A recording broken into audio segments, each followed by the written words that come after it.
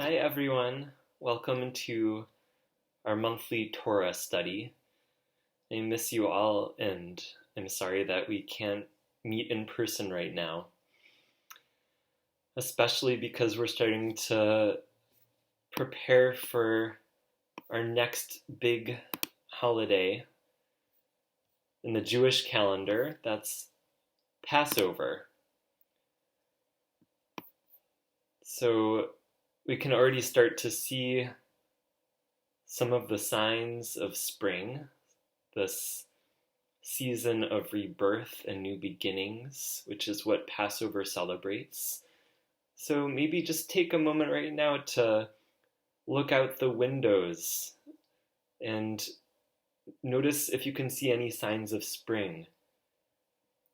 When I look out the window here and here at home, I can see some daffodils blossoming, some crocuses blossoming, some buds on the trees. So that's what this time of year is all about. This is what Passover is all about. And many other religions have holidays that celebrate this rebirth, this time of new beginnings, like Easter, which always lands around the same time as Passover. So, how do we celebrate Passover? Maybe a few of you have some ideas about special things that we do for Passover that we don't do any other time of the year. Right? Some of it is about the special foods that we eat. Some of it is about having a special kind of discussion during dinner called the Seder. For many of us, we think about our families during this time of year and all the people that we've sat down and had Seder with over the many years. Some who are no longer here, we remember them. And some who we're just not able to be together with this year. And of course, we have all the wonderful songs that go along with Passover. Perhaps you can think of some of those songs. Dayenu, that's a good one. Dayenu, Dayenu, Dayenu, Dayenu, Dayenu. Dayenu, of course, means enough. And that's part of what we do during this time of year is we remember what we have enough of and try to remember some of the things that we're feeling grateful for, that we have enough of right now. We have enough care, enough support. Maybe we have enough rest if we're sleeping okay right now. Maybe we're having a relatively pain-free day, and that's enough. So we just try to remember those things that we just have just enough of to be happy and appreciate. So maybe you can just take a moment now to remember what Passover was like for you, either growing up or in your home as an adult. Did you have a special way of celebrating Passover? Maybe a favorite recipe that you would cook? Everybody seems to have their own version of tzimmus, of sort of that sweet chopped up apple recipe. Do you have a favorite song that you would sing during Passover?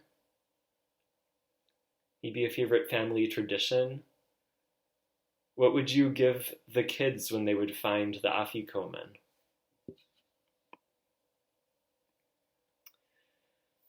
So as we think about Passover, we of course think about the Passover story. And I want to read to you, I want to tell you the Passover story. so we can remember, right? Because that's another big theme of Passover, is remembering the story. And as we remember the story, the sages of our tradition tell us to imagine ourselves in the story. Imagine every Passover as if we ourselves were slaves and we ourselves left Egypt and became free. So I'm going to tell you the Passover story, and as I tell it to you, I want you to be thinking about where you are in the story. Is there a moment in the story that feels really connected to your life? Is there a character in the story that you can really relate to? So let me pull up the story here. Okay. So if ever there was a story filled with drama and magic and mystery and miracles, it's the story of how our people fled slavery in Egypt in search of freedom in the Promised Land.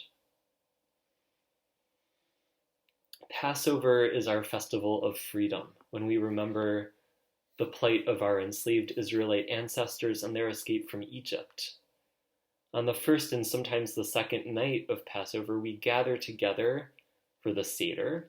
Seder means order, and we follow that order in the Haggadah, the Passover service booklet. So our story begins millennia ago, when Jacob's son Joseph arrived in Egypt. Though he entered Egypt a poor servant, he was soon singled out for his cleverness, his wisdom, and his ability to interpret dreams. He ascended to one of the highest positions in all of Egypt, helping Pharaoh govern the Egyptian people. Joseph's family soon joined him in Egypt, as did many, many Israelites. The Israelites prospered, and they multiplied. Generations went by, and a new Pharaoh arose in Egypt. Now this Pharaoh did not like the Israelites. They were too numerous for him, and he felt deeply threatened. Pharaoh treated the Israelites very harshly. They worked all day and all night in awful conditions. They had become Pharaoh's slaves, and they were suffering most terribly under his oppressive rule. And yet, still, they managed to survive and even increase in number. Dismayed and disturbed, the Pharaoh took action against the Israelites. He declared that all sons born to Hebrew women must be killed. But two brave Hebrew midwives, Shiphrah and Puah, defied Pharaoh's decree. They could not hurt any baby they helped bring into the world. Another courageous woman, by the name of Yocheved, also gave birth to a son. She decided to place him in a basket and put the basket in the river Nile, near the place where people came to bathe. Her baby was found by none other than the Pharaoh's daughter, who scooped him up and raised him as her own son. She named the baby Moses, meaning drawn from water. And in need of a wet nurse, Pharaoh's daughter asked, of all people, Moses' birth mother, Yocheved, to fill the position. So Moses grew up well loved in the palace of the Pharaoh. Now, as Moses got older, though he began to recognize the oppression of his people, when he witnessed an Egyptian taskmaster beating a Hebrew slave. Moses killed the taskmaster. Realizing what he had done, Moses was horrified, and he fled the palace and ended up in Midian, where he got married and became a shepherd. One day, while guiding his flock, Moses came upon a curious sight. It was a burning bush, but the bush would not be consumed. It wasn't burning up. There, God spoke to Moses, saying that he, along with his brother Aaron, would be the one to take the Israelites out of Egypt. Unsure of himself and his abilities as a leader, Moses questioned God's decision, but God knew Moses was the right person for the job. Moses then returned to Egypt, where he and Aaron approached the Pharaoh. Moses spoke the famous words. You can say them with me if you remember them. Let my people go. Say it with me. Let my people go. Right? Moses says that over and over and over in our story. But the Pharaoh answered, no. Moses assured Pharaoh that God would send punishments if Pharaoh did not relent. And so began a forceful and frightening campaign of plagues that God sent upon Pharaoh and the Egyptian people. There were 10 plagues in total: blood, frogs, lice, wild beasts, diseases, boils, hail, locusts, darkness,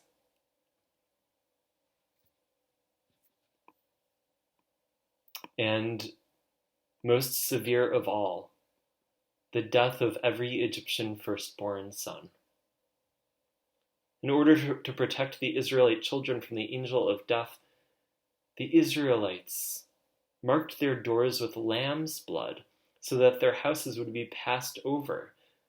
That's where we get the name of our holiday from. Passover was from that moment that the Israelites were told to mark their doorposts with the lamb's blood so that the angel of death would pass over their houses. That's also actually why we have something called a mezuzah on our doorposts these days. It's sort of a modern way of protecting ourselves. It's like an amulet, and it just is a way of making our home a sacred place and just protecting it from any ill will or negativity in the world. Some of you might have had mezuzahs on your doorposts in your homes, or perhaps have a mezuzah now. But getting back to our story, with every plague, Pharaoh hardened his heart more and more. But then with that final fatal blow, that final plague, which is just devastating, Pharaoh surrendered and ordered the Israelites to get out, leave Egypt, get out of my sight. I've had enough of you, right? We are taught that our ancestors, that the Israelites, once they heard Pharaoh telling them that they can leave, were in such a hurry to get out because they weren't sure if Pharaoh was going to change his mind, that their bread had no time to rise. That's why we eat unleavened bread called matzah, in remembrance of their hasty, harrowing escape. And of course, no sooner did the Israelites leave Egypt than the Pharaoh changed his mind, just what they suspected. Pharaoh immediately sent his armies after the Israelites, all his chariots and his horses and his men. And the Israelites were going as fast as they could, but they could feel the ground rumbling under their feet as Pharaoh's army charged and advanced toward them in pursuit of them to try to bring them back into slavery. They were gaining on the Israelites with every minute that passed. The Israelites fled as fast as they could. Faster, faster, faster, until suddenly they reached a huge lake, a huge body of water. The Red Sea, or the Reed Sea, is what some historians call it. And they couldn't figure out how to move forward. They were trapped between the water in front of them and the advancing Egyptian army behind them. They were sure they were going to perish. They were going to be attacked or dragged, kicking and screaming back into slavery. There's an amazing story at this point, a midrash, oral tradition, that at this moment, Moses, the leader of the Israelite people, was standing there praying to God, crying out, "Please, God, where are you? Save us. We're trapped. We have nowhere to go. The Egyptians are coming after us. If we try to get across this sea, many of us will drown. Some of us have children or grandparents who are with us. We don't know what to do. Please help us." And while Moses was busy calling to God, the Egyptian army was getting closer and nothing was happening. So this guy, this ordinary guy, who was standing at the shore of the Red Sea, looking at Moses and being like, "What's going on? We've got to do something.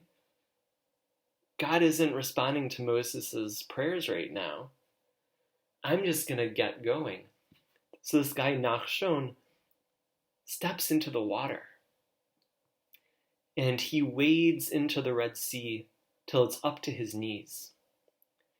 And he wades into the Red Sea until it's up to his waist. And he keeps on going till it's up to his shoulders. And he keeps on going until it's up to his mouth.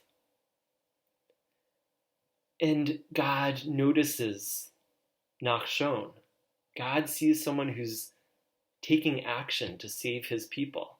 An ordinary guy who's willing to take a risk, who's willing to step into the unknown, who's willing to take the lead when no one else seems to be able to do anything. And as soon as this guy Nachshon wades into the water up to his nose, the Midrash tells us, the sea parted. And all the people saw that the sea had parted. And that's how our people survived.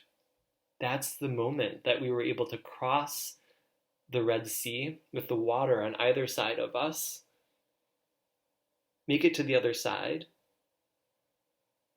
The Egyptian army pursued us into the sea, and the water collapsed back on the Egyptian army, drowning Pharaoh's army and chariots, while we were safe on the other side.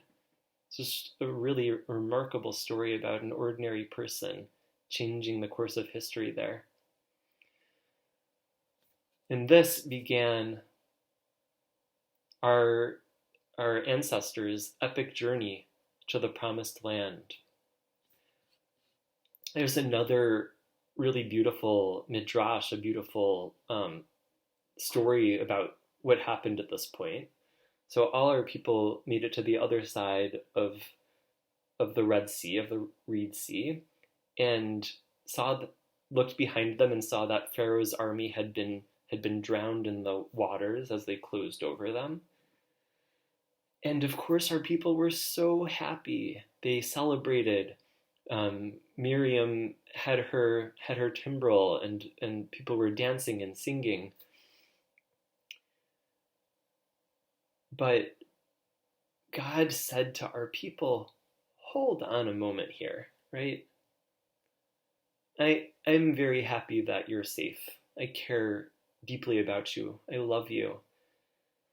But now is not a time to celebrate the misery, the suffering, the loss of the Egyptians. Even though they were your enemy, the Egyptians were still my children too. They were my creation. So please don't sing and dance while my creation is suffering. So I just love that midrash. It's just a beautiful reminder. We look around the world and we see all of the ways that people are pointing fingers at each other and saying, the Republicans are wrong, the Democrats are wrong, the whatever it is, the Chinese messed up, or the Americans messed up, or whatever, any of those moments when we just are dismissing another group of people. That midrash reminds us that from our perspective, right, we might think that someone's wrong, or our enemy, but from God's perspective, from that larger perspective, everybody is part of creation. Everyone is one of God's creatures, if you will, and is therefore deserving of basic decency and care. So that's our Passover story. Let me see if I have anything else for you today before we start to wrap up.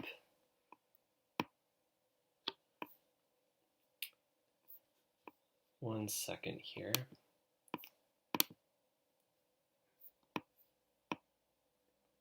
I think that might be it. So I'm just thinking of you all, and hoping that this was a helpful way to start to think about the upcoming holiday of Passover. And as we wrap up, I just want to think with you about some of the important lessons that the story is supposed to remind us of. So the story that we just told, right, reminds us of the cruelty of slavery. It's an important thing for us all to remember. Right? Even though Egyptian slavery ended a long time ago, there's still modern day slavery, right? Sweatshops, where workers are not treated appropriately or given the rights that they need, or the ability to support their families, or to be paid a living wage. Right? There's human trafficking. So there are all kinds of modern day slaveries that continue to exist. So the story is a reminder to us that slavery in all of its forms is completely cruel and unacceptable, and we need to be fighting even in our day to end it, to end the modern forms of slavery that continue to exist in America and around the world.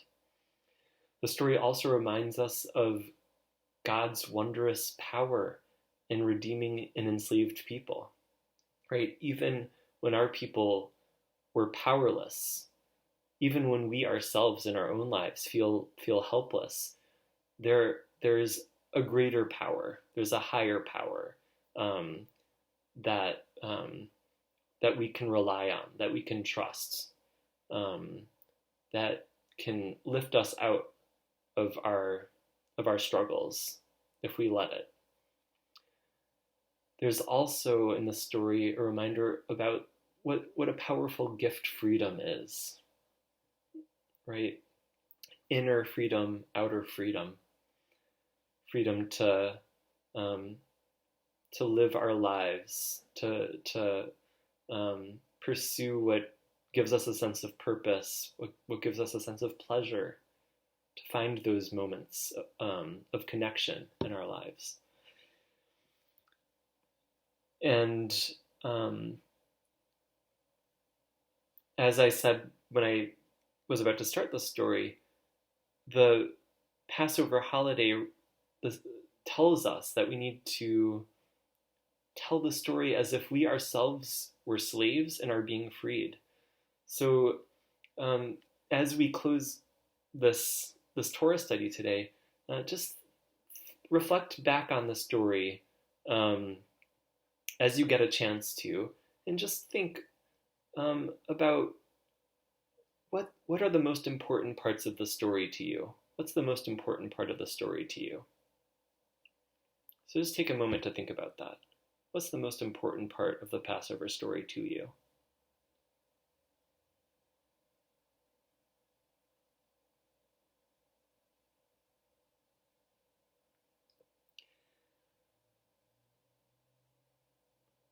And if you want, you can share that out loud with each other right now. I'll just give you a few minutes to respond, or a few moments to respond to that question. What's the most important part of the Passover story?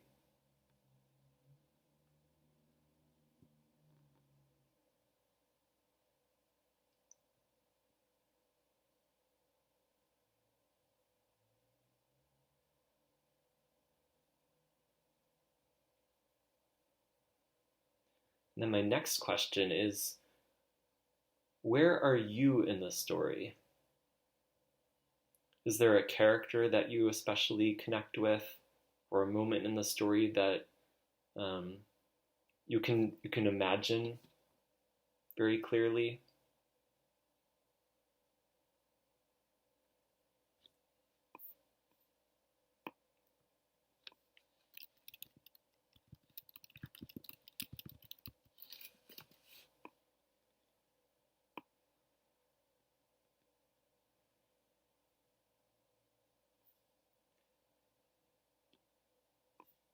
And then my last question for you is, what part of the story, or even the Passover holiday, do you like best? What's your favorite part of Passover, or of the Passover story? So let's give a few seconds of quiet so that you can share that with each other.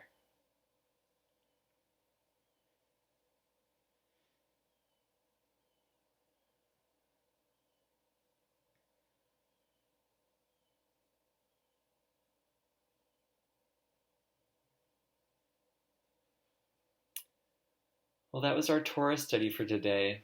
I'm so grateful that even across this distance, even though I'm not there physically in person, I'm really grateful that we got to spend this time together. Please know that I'm thinking of you and holding you in my prayers and in my thoughts, and hoping that you are well and are just feeling the care and love around you. Until next time, wishing you a really happy holiday season, happy Passover, Chag Sameach. If you're celebrating Easter, happy Easter. More soon. Bye-bye.